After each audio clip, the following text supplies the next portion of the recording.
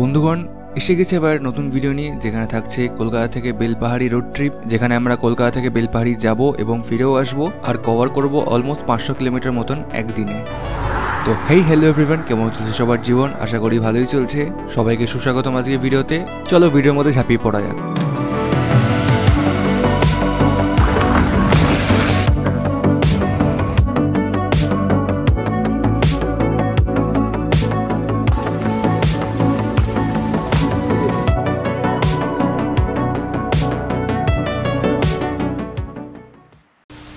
তো hey hello everyone, কেমন চলছে সবার জীবন? আশা করি ভালোই চলছে। আজকে একটা রোড ট্রিপের দিন। এই যে আমার গাড়ি অলমোস্ট রেডি। তো এখানে অদ্রি আর বালা দাঁড়িয়ে আছে। ইয়ো, ট্রিপ শুরু হচ্ছে চা দিয়ে। চায়েতে চিয়ার্স হবে সেই। তো আজকে আমরা যেতে চলেছি বেলপাহাড়ি, সেটা অ্যারাউন্ড 250 কিলোমিটার একদিকে। তো টোটাল 500 কিলোমিটার যাওয়া আসা হবে আজকে। যাবো বিটি রোড দিয়ে, উঠবো আমরা ডানলপে, সেখান থেকে ডানলপ দিয়ে কোলাঘাট হয়ে কোথা দিয়ে যাবো জানি না, বাকিটা অর্ধেক জানে।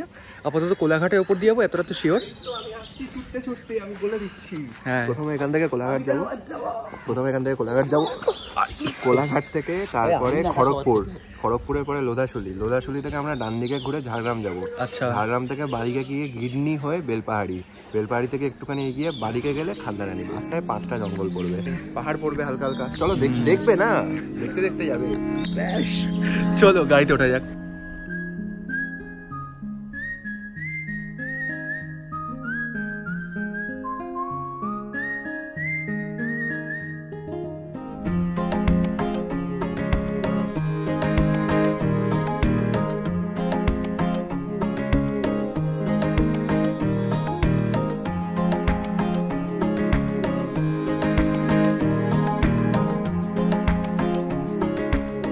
তো গাইস, এখন আমরা দাঁড়িয়ে আছি কোলাঘাটে।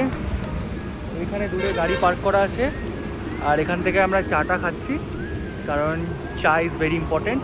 অদ্রি চা খাচ্ছে এখানে, আমি চায়ের অপেক্ষা করছি। বিশাল ঠান্ডা। তো গাইস, আমি চলে এসেছি একটু ব্যাক সিটে, এখন অদ্রি চালাচ্ছে।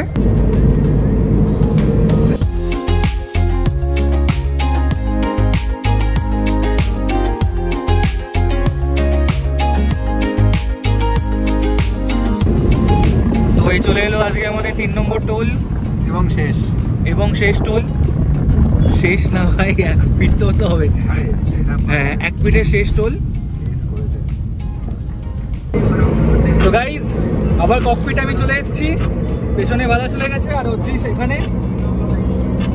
আর সামনে রাস্তা একবার দেখে নাও, বাটারি স্মুথ রাস্তা একদম।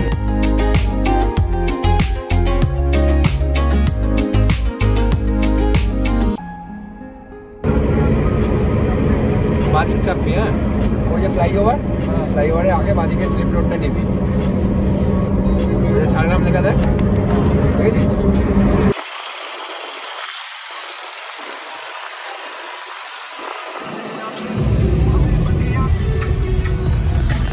তো গাইজ, আমরা মুম্বাই রোড ছেড়ে দিলাম।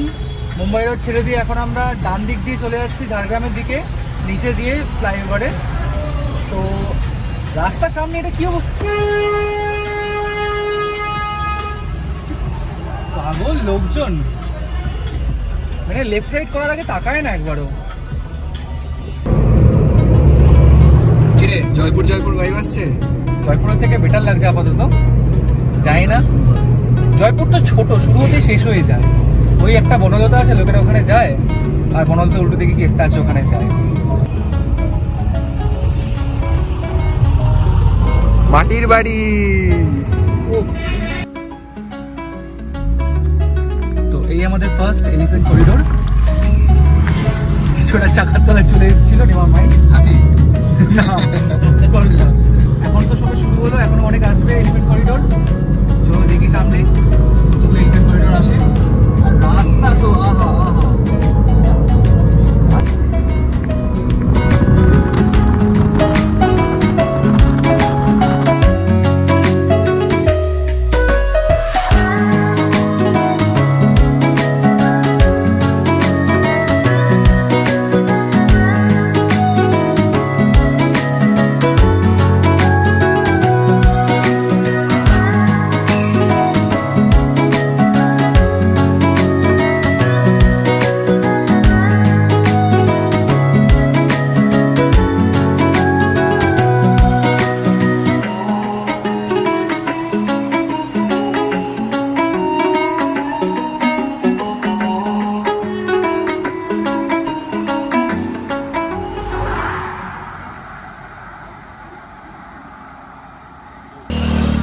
তো গাইস জঙ্গল ঢুকতে না ঢুকতেই আমরা একটা বড় ব্রেক নিয়ে নিয়েছি আর আমরা এখানে প্রচুর ছবি তুলেছি, কিন্তু এতক্ষণ সময় নষ্ট করলে এখানে হবে না। তো আমাদের বেরিয়ে যেতে হবে এবার, সামনের দিকে যাব, আরও ডেন্স ফরেস্ট আমরা এক্সপ্লোর করার চেষ্টা করব।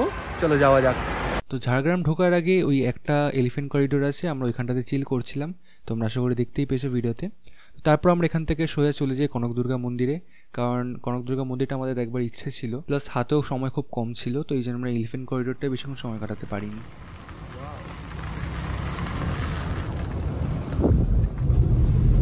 তো গাইস এখন আমরা ঢুকছি কনক দুর্গা মন্দিরে। কনক দুর্গা মন্দিরটা একটু দেখবো কীরকম, তোমাদেরও দেখাবো। জানি না গাড়ি কোথায় রাখে, এখানে গাড়ি কোথায় রাখে? পার্কিং আছে ভেতরে, পার্কিং আছে ভেতরে, এই যে মন্দিরের গেট সামনে।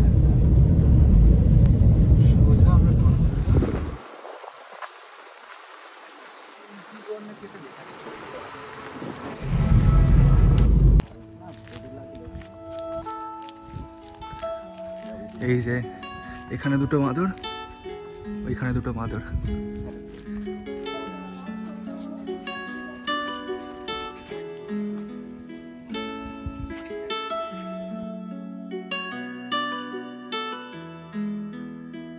তো গাইস আমাদের খাওয়া হয়ে গেছে, পার্কিং লটে খাবারের রেস্টুরেন্টটা ছিল, সেখান থেকে খেয়েছি। খাবার ঠিকঠাক লেগেছে, 20 টাকার হিসেবে ঠিকই আছে, খুব বেশি কমপ্লেন করতে পারবো না। 20 টাকায় যা দিয়েছে মোটামুটি ব্রেকফাস্ট হয়ে যাওয়ার মতো।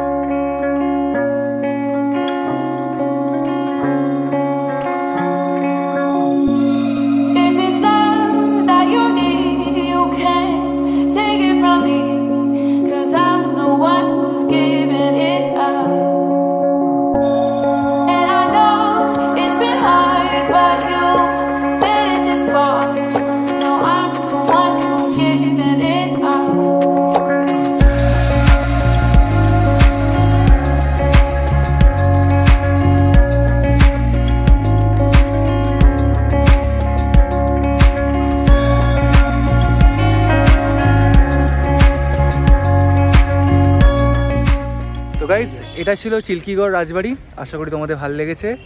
খুব ভালো জায়গা ছিল, ইভেন আমার তো মনে হয় এর আগে আমরা যে মন্দিরটাতে গেলাম তার থেকে এটা বেটার জায়গা। তো যাই হোক, সময় অনেক ওয়েস্ট করে ফেলেছি, এখন 12টা বাজে। ওরা শর্ট, এখানে যা শর্ট নিয়ে সেগুলো থেকে বোয়িং করছে। যাই হোক, চটপট করে বেরিয়ে পড়ি, অনেকটা রাস্তা যেতে হবে এখনও, ফিরতেও হবে আবার।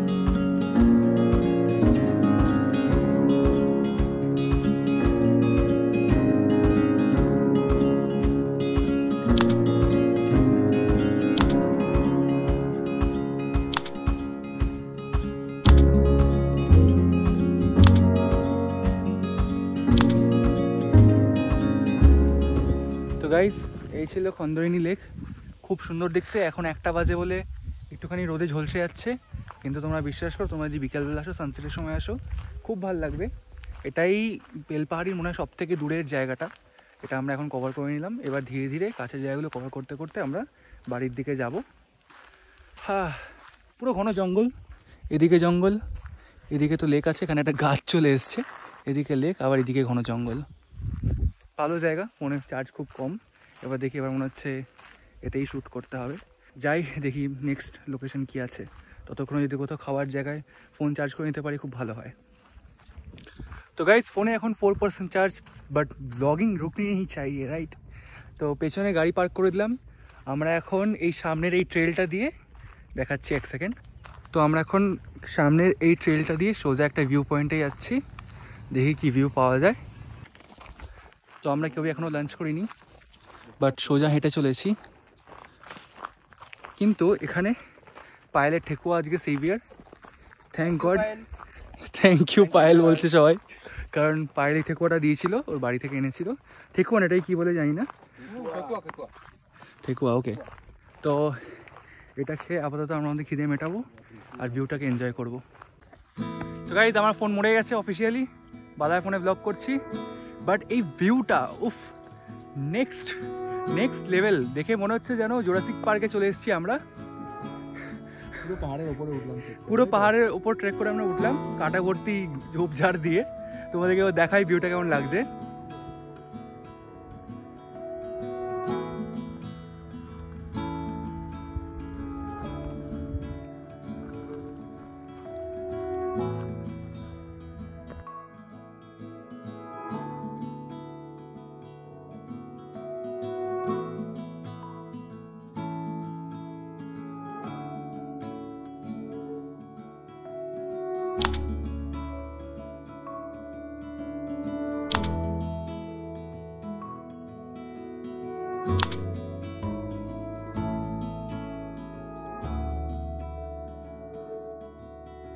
তো ওইখানটা পুরো প্লেন্স, এইখানটায় পাহাড়, এইগুলো সব পাহাড়। এইখানগুলো নাকি ঝাড়খণ্ডের পাহাড়, অদ্রি বলছিল। এদিকটাও পাহাড়, পুরো পাহাড়ে ভর্তি। আমি ডেফিনেটলি রেকমেন্ড করবো তোমরা এখানটায় এসো, কিন্তু কী বলতো ফ্যামিলি নিয়ে আসতে পারবে না, কারণ একটুখানি কাটার মধ্যে দিয়ে উপরে উঠতে হয়। বাট খুব ভালো জায়গা, আমরা তো এসে হেভি চিল করেছি ভাই। এটাই ভাই অ্যাকচুয়াল ট্রিপটা, এটা ল্যান্ডমার্ক, মানে কী বলে ওটা, বেস্ট জায়গা লাগলো। কারণ সব জায়গায় তো লোকেরা যায়, বাট এই জায়গায় কতজন আসে। যাই হোক, চলো চটপট খেতে যাই, খুব খিদে পেয়েছে। পায়েলের ঠেকুয়া স্টিল আমাদের বাঁচাচ্ছে, মানে কোনোভাবে কেটে যাচ্ছে। যাই হোক চলো যাই, কোথাও খাই, তারপর আমাদের একটা জায়গায় যাওয়ার ইচ্ছা আছে, দেখি ওটা হয় কিনা। দেখে হবে সব হবে, আমি দেখিয়ে দেবো।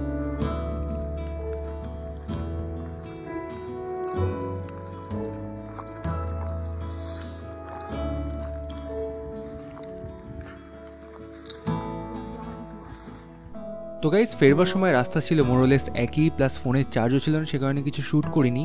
এই যে ধাবার ছবিটা দেখছো, এখানে আমরা আমাদের ডিনারটা করেছিলাম, ডিরেক্ট ডিনার করেছি, লাঞ্চও করিনি আমরা, কারণ লাঞ্চ করার টাইম পাইনি, অনেক দেরি হচ্ছিল। সেই কারণে একদম আমি অ্যাক্সেলেটারে পা দিলাম আর পাঁশকুড়া থেকে ডানকুনি চলে এলাম। রাফলি ওই 1.5 ঘন্টার মতো লেগেছে আমার, 100 কিলোমিটার মতো কভার করেছি। কিন্তু ডানকুনি থেকে যা জ্যাম খেয়েছি লরির, কারণ দীর্ঘগুলি শুধু বন্ধ ছিল, তো যা জ্যাম খেয়েছি সেই জ্যাম খেতে খেতে আমার ডানলপ আস্তে আস্তে অনেক সময় লেগে গেছে। তো বাড়ি ঢুকেছি 12টা নাগাদ। এবার তোমরা আন্দাজ করে নাও যে সকালবেলা রাফলি 6:45 বেরিয়েছি, আর বাড়ি ঢুকেছি 12টায়, তো কীরকম কী সময় লেগেছে না লেগেছে। প্লাস আমরা এতগুলো জায়গা কভারও করেছি, তো সেই জন্য আরও বেশি সময় লেগেছে। তো যাই হোক, তো এই ছিল আজকে ভিডিও। তোমরা যদি ভিডিওটা এনজয় করে থাকো তাহলে লাইক, শেয়ার, সাবস্ক্রাইব করে দিও, আর জানিয়ে দিও কমেন্ট বক্সে তোমাদের কেমন লাগলো। তোমাদের সাথে দেখা হচ্ছে নেক্সট ভিডিওতে। Till then good bye, have a nice day. রাতে দেখলে গুড নাইট, আর বাই।